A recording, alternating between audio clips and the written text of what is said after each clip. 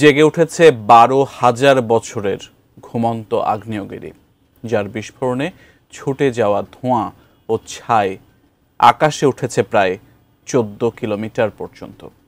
কালো ধোঁয়ার সেই বিস্তীর্ণ মেঘ ছড়িয়ে পড়ছে ভারত পাকিস্তানের আকাশেও। বিস্তারিত আরিফ হাসানের প্রতিবেদনে। প্রায় ১২,০০০ বছর ধরে নিস্তব্ধ ছিল নর্দার্ন ইথিওপিয়ার হাইলি গুব্বি আগ্নেয়গিরি। তবে রবিবার সকালে যেন সেই গভীর ঘুম এক মুহূর্তে ভেঙে গেল।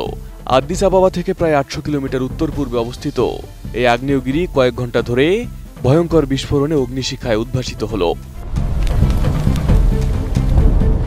বিস্ফোরণের সঙ্গে সঙ্গে দীর্ঘদিনের জমে থাকা পাথরগুলো ফুটতে থাকে, আকাশে ছড়িয়ে পড়ে উত্তাপের ঢেউ, আর গভীর গর্জনের মধ্য দিয়ে কালো ধোঁয়া ঘন কুণ্ডলীর মতো আকাশে উঠে যায়। কালো ছাই ও ধোঁয়ায় ঢেকে যায় নিকটবর্তী গ্রামগুলো।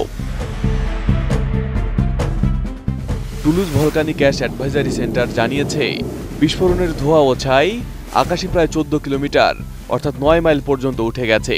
এই বিশাল ছাই মেঘ ভেসে ভেসে পৌঁছেছে ইয়েমেন, ওমান, ভারতের উত্তরাঞ্চল ও পাকিস্তানের আকাশ পর্যন্ত। দক্ষিণ এশিয়ার আকাশে তৈরি হয়েছে ধূসর ছায়া। নতুন বাংলাদেশ গড়তে এলো জুলফিকার স্টিল। জুলফিকার স্টিল, ইস্পাত দৃঢ় অঙ্গীকার। হাইলি গুব্বি আগ্নেয়গিরি প্রায় ৫০০ মিটার উঁচু এবং রিফট ভ্যালির মধ্যে অবস্থিত, যেখানে দুটি টেকটনিক প্লেট মিলিত হয়ে তীব্র ভূতাত্ত্বিক কার্যকলাপ সৃষ্টি করে। স্মিথসোনিয়ান ইনস্টিটিউশনের গ্লোবাল ভলকানিজম প্রোগ্রাম জানিয়েছে, হলিসন যুগে অর্থাৎ শেষ ১২,০০০ বছরে হাইলি গুব্বি কখনো বিস্ফোরিত হয়নি।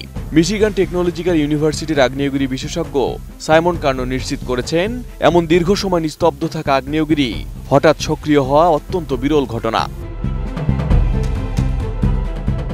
এদিকে এই বিস্ফোরণে আফার অঞ্চলের গ্রামগুলো আগ্নেয়গিরির ছাইয়ে ঢাকা পড়েছে। সীমিত হয়ে গেছে পশুর খাদ্য। অনেক পর্যটকরা যারা ডানাকিল মরুভূমি দেখার জন্য এসেছিলেন, তারা হঠাৎ ছাইয়ের ঢেউয়ে আটকা পড়েছেন, তবে হতাহতের খবর পাওয়া যায়নি। বিশেষজ্ঞরা বলছেন, হাইলি গুব্বির হঠাৎ সক্রিয় হওয়া আবার প্রমাণ করল পৃথিবীর অন্তরের শক্তি কতটা অপ্রত্যাশিত এবং ভয়ঙ্কর হতে পারে।